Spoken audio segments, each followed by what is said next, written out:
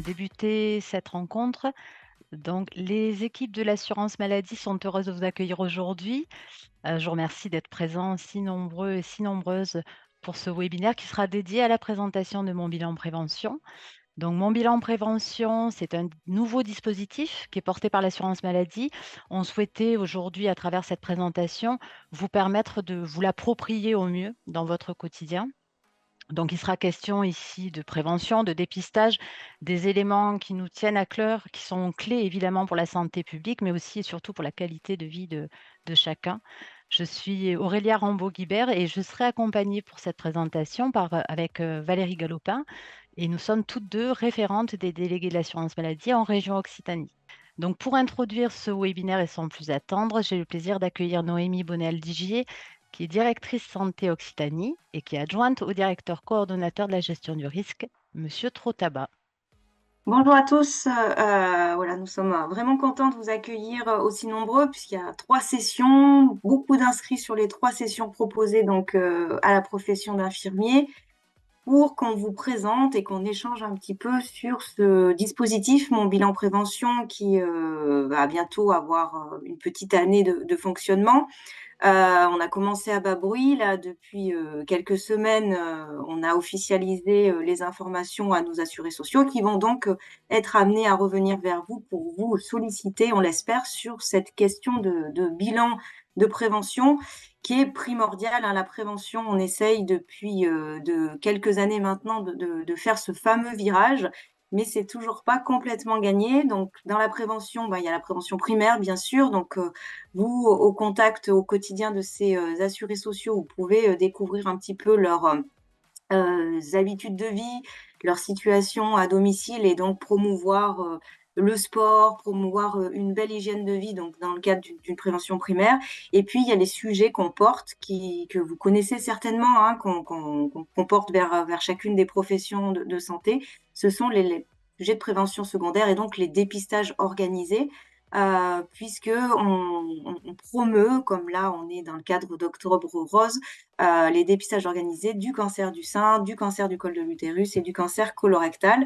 On a souhaité vous mettre sur cette première slide pour dresser un petit peu le contexte et introduire donc ces bilans prévention, nos résultats qui sont relativement limités en termes d'atteinte des 70% de dépistage de la population. Vous savez, c'est la norme qui commence à impacter vraiment les générations quand on l'atteint. Donc, on est autour de 55% sur ce fameux cancer du sein, donc Octobre Rose. Donc, tous les événements du mois dans toute la région Occitanie sont vraiment dédiés à promouvoir le sujet, mais on le porte toute l'année à travers 2 choses qu'on souhaite lever, les freins financiers, puisque ces dépistages organisés sont remboursés à 100%, et puis les freins de mise à disposition des radios, des plateaux techniques avec des dispositifs d'aller vers, avec des mains mobiles. On sait que ça couvre pas encore toute la région, mais on avance sur ces 2 sujets. Et on a besoin de vous pour nous accompagner, pour lever les freins psychologiques de tous nos concitoyens, puisque c'est quand même ça qui est derrière la part difficile pour atteindre les 70%. Le cancer de col de l'utérus avec le HPV, là, ça a une dynamique vraiment proche des 70%. C'est quelque chose qui est bien intégré dans notre population. Les gens sont bien suivis. Le fait d'avoir des enfants, ça permet d'arriver à bien permettre l'observance. Et puis, celui qui décolle pas, c'est le cancer colorectal. Donc là, on est très loin et pour autant, là, on n'est pas sur des soucis d'aller vers par rapport à des professionnels de santé qui seraient pas disponibles pour réaliser les actes, puisque ça se fait par la remise du kit. Et donc là, effectivement, le colorectal, c'est un point très très important de notre axe 2024-2025 avec une nouvelle campagne régionale que l'on va promouvoir par une conférence de presse le 13 décembre prochain, qui se veut un petit peu sur un discours un peu intergénérationnel, faire parler les enfants aux parents, aux grands-parents, pour que chacun fasse un effort, soit vigilant sur un point de situation. Donc les parents, les grands-parents demandent des efforts à leurs enfants, petits-enfants, et les petits-enfants vont aussi aller vers leurs grands-parents et leurs parents pour leur demander un effort pour se maintenir en bonne santé et éviter, puisqu'on le sait quand on dépiste précocement, des pathologies ou des traitements trop intrusifs. Donc voilà un petit peu à travers cette introduction, ce contexte qu'on voulait vous dire. On participe aussi à la journée de l'URPS infirmière qui sera fin novembre pour sensibiliser sur la prévention. On va parler des bilans prévention avec l'ARS et d'autres intervenants. Donc vous avez une profession qui se mobilise. Votre présence hier, aujourd'hui et demain très significative et très très appréciée. Et donc, merci à vous de participer à cet effort collectif pour valoriser et parler de prévention à nos concitoyens. Du coup, je laisse mes collaboratrices que je remercie sincèrement d'avoir organisé ces petits échanges dynamiques et interactifs avec vous, prendre la main. Et je vous souhaite une belle après-midi à tous. Au revoir. Merci Noémie pour cette introduction donc, qui pose le constat d'une prévention encore insuffisamment développée en France, entraînant donc un accroissement des maladies chroniques et une espérance de vie en bonne santé qui stagne depuis une vingtaine d'années en France. Donc, au cours de cette consultation dédiée au bilan de prévention, qui d'une durée d'environ 30-45 minutes, vous allez pouvoir prendre le temps d'échanger avec votre patient sur des sujets dédiés à la prévention et ainsi lui faire passer des messages vraiment spécifiques. L'objectif de cette consultation bilan prévention est de permettre à votre patient de devenir acteur de sa propre santé en adaptant ses habitudes de vie et ses comportements propices à l'amélioration ou au maintien de son état de santé, en tout cas. Aujourd'hui, 40% des cancers et 80% des maladies cardiovasculaires sont évitables. Et donc, mon bilan de prévention a pour ambition de faire reculer les lignes et de permettre à chacun de vieillir en meilleure santé et aussi d'améliorer l'accessibilité et l'effectivité des opérations de dépistage organisées qu'on a évoquées dans l'introduction que Noémie vous a présentée en introduction. Vous, infirmiers, vous faites partie des 4 catégories de professionnels de santé habilités à réaliser un bilan de prévention, donc avec les médecins, les sages-femmes et les pharmaciens. Donc, c'est vous, professionnels de santé de proximité, qui avez été habilités à réaliser ces bilans. Et en fait, c'est parce que vous avez une relation privilégiée avec vos patients, vous encore plus infirmiers, puisque vous rentrez au domicile des patients, dans leur intimité, vous avez des soins proches de vos patients et des relations privilégiées avec vos patients, et ça va vous permettre de faire la promotion et de parler de ce bilan et de convaincre vos patients de le réaliser, en tout cas. Donc, pour faciliter l'appropriation de ce nouveau dispositif, vous avez différents outils à votre disposition qui sont téléchargeables sur Amélie Infirmier ou sur le site santé.fr. Donc, on en verra certains au cours des slides suivantes.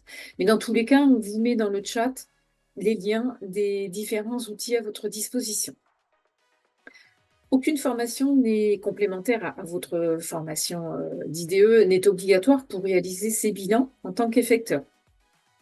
Pour autant, l'École des hautes études en santé publique a mis en place une plateforme qui s'appelle Formation Bilan Prévention, sur laquelle elle vous met à disposition des remises à niveau, des modules de remise à niveau dans le domaine de la prévention, de vos connaissances dans le domaine de la prévention, et aussi des modules sur les techniques d'entretien motivationnel et les techniques d'intervention brève sur certaines thématiques. Également disponible pour les assurés cette fois-ci, il existe un annuaire des professionnels de santé habilités à réaliser les bilans de santé. Donc, on va dire que c'est l'annuaire des effecteurs. Donc, vous n'avez aucune obligation de vous y inscrire. Pour autant, vous pouvez quand même dispenser cette consultation de bilan de prévention. Mais si d'aventure vous souhaitez vous inscrire sur cet annuaire, n'importe quel patient qui cherche un effecteur vous trouvera dans cet annuaire. Donc, pour vous y inscrire, vous vous munissez simplement vous connecter sur le site santé.fr. Vous vous munissez de votre CPS parce qu'on vous demandera certainement les numéros et vous vous y inscrivez. Voilà. Vous apparaîtrez ensuite dans cet annuaire en tant qu'effecteur. Donc, mon bilan de prévention. Le Haut Conseil de santé publique a déterminé 4 tranches d'âge. Ce sont des âges clés de la vie. Et c'est pourquoi ces bilans sont proposés aux 18-25 ans, hein, aux jeunes de 18-25 ans, ça correspond à la majorité, l'entrée dans la vie active. Aux actifs, hein, 45-50 avec la barrière des 50 ans et aux 60-65 ans avec aussi l'entrée dans la soixantaine. Et enfin, il s'adresse aux seniors de 70 à 75 ans. Donc là, chaque assuré pourra bénéficier d'un bilan à chaque entrée dans l'une des catégories. Donc, pour un assuré, s'il veut pourra réaliser 4 bilans au cours de sa vie, à chaque fois qu'il rentrera dans une des 4 tranches d'âge. Voilà. Et ça permettra, hein, pour l'assuré qui souhaite s'inscrire dans ses habitudes de réaliser un bilan, d'avoir un retour sur une tranche de vie, sur ses habitudes et les actions qu'il aura mis en place. Et puis, ça permettra de se projeter sur plus ou moins long terme, hein, en matière d'hygiène de vie. Donc, autre info à vous dire aussi sur les assurés concernés par un bilan de prévention vont recevoir ou ont déjà reçu une invitation de l'assurance maladie à la réalisation d'un bilan de prévention. Donc, les envois ont démarré en septembre et vont s'étaler jusqu'au mois de mars 2025. Voilà.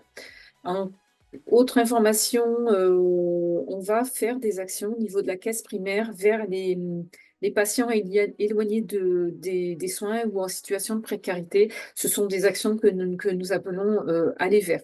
Donc, on se met en contact directement avec ces patients par tous les moyens possibles pour essayer de les amener à réaliser des actions de prévention. Et puis, autre communication que vous avez vue et entendue, hein, c'est la communication nationale sur ce nouveau dispositif qui a largement été réalisé ces dernières semaines. Donc, le bilan prévention aborde différentes thématiques et sont des thématiques spécifiques à chacune des tranches d'âge concernées. Bon, on retrouve des thématiques récurrentes pour tous les âges, à savoir les maladies chroniques, les addictions, la santé sexuelle, le sommeil, la santé mentale et enfin les actions de dépistage, hein, qui sont abordées pour toutes les catégories d'âge. Comme vous pouvez le constater, l'activité physique adaptée est abordée à partir de 60 ans. Pour autant, si vous faites constat d'une sédentarité délétère à l'état de santé de votre patient, vous avez tout intérêt à l'orienter vers une structure locale proposant de l'activité physique adaptée. Alors, vous pouvez retrouver les structures locales sur le site activité physique, sur le site Occitanie Sport Santé, le lien vous sera mis dans le chat. Autre thématique spécifique à une catégorie d'âge, ce sont les problèmes de maintien à domicile qui seront abordés pour les seniors, hein, donc la tranche d'âge 70-75 ans. Et ces thématiques sont en raccord avec le programme ICOPE conçu par l'OMS visant à prévenir la dépendance des personnes âgées et que vous devez connaître certainement mieux que nous, assurance maladie. Donc le bilan en lui-même se déroule en 3 étapes majeures avec l'identification des risques, la prise de rendez-vous et la consultation. Donc la première étape est à réaliser par votre patient puisqu'il va être invité à remplir ce qu'on appelle l'auto-questionnaire. C'est un questionnaire qui n'est pas obligatoire, pour autant votre patient a tout intérêt à le compléter parce que ça va être sa première réflexion à lui, patient, et une première prise de conscience sur ses habitudes de vie. Et il va pouvoir déjà entamer une première réflexion sur ses comportements en amont de votre consultation. Pour vous, effecteur, cet auto-questionnaire, il est intéressant parce qu'il le jour de la consultation, il va vous permettre d'aller à l'essentiel et de connaître rapidement les premiers éléments sur les habitudes de vie et l'état de santé de votre patient. Ça va permettre d'orienter et votre intervention sur les préoccupations de vos patients. Et cet auto-questionnaire s'articule autour de 8 thématiques que vous avez listées sur la slide et 47 questions à choix multiples. Voilà. Donc cet auto-questionnaire, il est accessible sur mon espace santé pour tous les assurés qui ont activé leur carnet santé virtuel. Il est accessible également sur le site monbilanprévention.santé.gouv et également téléchargeable sur les pages Amélie Assurée. On vous met aussi les liens dans le chat de tous ces sites et dans tous les cas, en suivant ce webinaire, on vous envoie un mail qui va recenser tous ces outils. La deuxième étape du bilan de prévention consiste en la prise de rendez-vous. Donc, c'est une action de votre patient. Et à ce stade, il sera important d'inviter votre patient à réaliser l'auto-questionnaire, à l'apporter le jour de la visite, ainsi que toutes les informations médicales importantes concernant ses vaccinations, ses derniers résultats d'analyse ou d'imagerie médicale, et où il en est en termes de dépistage organisé. Donc, la deuxième étape, c'est donc la consultation en elle-même qui va démarrer par la complétude de ce qu'on appelle la fiche d'aide au repérage des risques. Donc, c'est à vous de compléter ce document en présence du patient et avec votre patient. Donc là, en visuel, vous avez la fiche d'aide au repérage des risques des 18-25 ans. Et donc, vous en avez une pour chaque tranche d'âge. Cette séquence, elle est très importante car elle permet de déterminer une ou deux thématiques sur lesquelles votre patient, et vous l'aurez bien entendu encouragé en ce sens, sur lesquelles votre patient souhaite agir et souhaite modifier ses habitudes de vie. C'est à cette étape aussi également que vous allez analyser toutes les informations recueillies, apporter des conseils personnalisés et commencer à élaborer le plan personnel de prévention qu'on va voir en suivant. Donc, le plan personnel de prévention repose, comme je vous le disais précédemment, sur la sélection d'une ou deux thèmes de prévention sur lesquels votre patient s'est engagé à mettre en place des actions correctrices, concrètes et faciles à mettre en place dans son quotidien. Donc, cette étape du bilan, elle est importante parce qu'elle permet au patient de passer à la phase de constat, à la phase d'action.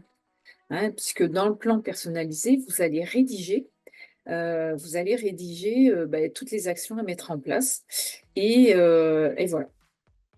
Donc, pour pouvoir, en tout cas, pour permettre à votre patient d'atteindre ses objectifs fixés dans le plan personnalisé de prévention, vous allez pouvoir orienter votre patient vers d'autres acteurs en santé ou des paramédicaux ou des associations sportives, je pense à Info Tabac Service, etc. Et on verra sur la slide suivante comment récupérer ces acteurs, les coordonnées de ces acteurs de proximité. Donc, pour finir, le plan personnalisé de prévention doit contenir les objectifs prioritaires construits conjointement avec votre patient, les obstacles rencontrés qu'il a énoncés au cours de l'entretien dans la conduite du changement de ses habitudes de vie, les actions concrètes à mettre en place pour faciliter le changement de ses habitudes de vie, et enfin les ressources et intervenants que le patient pourra consulter pour atteindre ses objectifs. Donc, le plan personnalisé de prévention est un document que vous allez restituer en fin de consultation à votre patient. Et ce document, ainsi que le questionnaire de repérage des risques, doit être transmis au médecin. Donc, soit vous le remettez en double à votre patient pour qu'il puisse le remettre à son médecin traitant, ou soit vous envoyez au médecin traitant sur messagerie sécurisée de santé ces documents au médecin traitant. Donc, chaque professionnel de santé a une messagerie sécurisée de santé, hein, les MSS, et vous avez sur le net l'annuaire de toutes les messageries sécurisées en santé, donc vous pouvez retrouver facilement les adresses des médecins traitants de vos patients. Vous pouvez également déposer ce plan personnalisé de prévention sur mon espace santé, enfin le dossier médical partagé de votre patient, puisque vous y avez accès via vos logiciels métiers. Et ainsi, tous les professionnels de santé qui vont suivre votre patient pourront visualiser ce plan personnalisé. Donc, je vous disais précédemment que vous pouvez orienter vos patients vers d'autres professionnels de santé. Et donc, il existe sur le site santé.fr une cartographie de toutes les ressources disponibles par thématique abordée au cours du bilan. Donc là, vous pourrez trouver facilement les partenaires de proximité. On va passer à la facturation de mon bilan de prévention. Donc, vous allez, pour la facturation de cette consultation, utiliser le code RDI à 30 €. C'est une consultation qui est prise en charge à 100%, sans avance des frais, sans dépassement d'honoraires, bien entendu. Donc, cette consultation, elle ne peut être facturée qu'une seule fois par patient et par tranche d'âge. Donc, aucun acte, par contre, ne pourra être facturé en plus du bilan, sauf si au cours du bilan, vous avez détecté l'absence d'une vaccination. À ce moment-là, vous pourrez, et uniquement si un besoin de vaccination a été identifié au cours du bilan, uniquement dans cette situation-là, vous pourrez facturer en plus du bilan un acte de vaccination, mais uniquement l'acte de vaccination qui est AMI 2,4 ou AMI 3,05. Voilà, les majorations également ne sont pas cumulables avec une consultation de prévention, sauf si vous réalisez la consultation bilan prévention à domicile, auquel cas vous allez pouvoir facturer une indemnité de déplacement. Donc en résumé, vous ne pouvez pas facturer un autre acte qu'un acte de vaccination avec le code RDI. Et si vous facturez une RDI et un acte de vaccination, vous devrez établir 2 factures bien distinctes. Je vais maintenant laisser la parole et redonner la parole à Aurélia qui va vous présenter l'offre de prévention par âge, par classe d'âge. Merci Valérie. Donc, on vous présente, effectivement ici l'ensemble des offres de prévention en fonction des différents âges de la vie. Donc vous voyez, mon bilan de prévention qui est tout en bas, il occupe désormais une place, mais en plus des offres déjà existantes de l'assurance maladie, notamment le bilan bucco-dentaire, la vaccination antigrippale, le remboursement des substituts nicotiniques, la prise en charge assez nouvelle des séances auprès des psychologues pour les troubles anxieux d'intensité légère à modérée, la prévention de l'obésité avec le dispositif MRTC, Mission Retrouve ton cap, et les 3 dépistages des cancers qu'on évoquait tout à l'heure. Donc finalement, le dispositif Mon bilan de prévention, c'est vraiment une porte d'entrée pour initier les autres formes de dépistage et engager vraiment le patient dans ce parcours de prévention. Avant de conclure, donc, sans vouloir vous donner l'impression d'insister, mais quand même, je voulais revenir rapidement sur le dépistage organisé du cancer colorectal. Vous l'avez vu, Noémie vous l'a dit, on a, des chiffres, catastrophiques, au niveau de la région Occitanie puisque moins de 3 personnes sur 10 aujourd'hui, réalisent ce dépistage. Donc, en dehors de quelques cas d'exclusion, ce dépistage s'adresse aux femmes et aux hommes de 50 à 74 ans et tous les assurés éligibles reçoivent, de l'assurance maladie une invitation, au dépistage. Il se peut qu'un assuré vous dise ne pas avoir reçu son invitation. Donc dans ce cas-là, il peut contacter nos services au 36 46, mais il peut aussi tout à fait se procurer le test de dépistage sans cette invitation. Puisqu'il peut, aujourd'hui, les tests peuvent être délivrés directement dans les officines, auprès de leur médecin traitant, ou sur le site monkit.dépistageColorectal.fr. Bientôt, on espère que vous pourrez vous-même délivrer ces kits. En tout cas, c'est une évolution qui est en cours.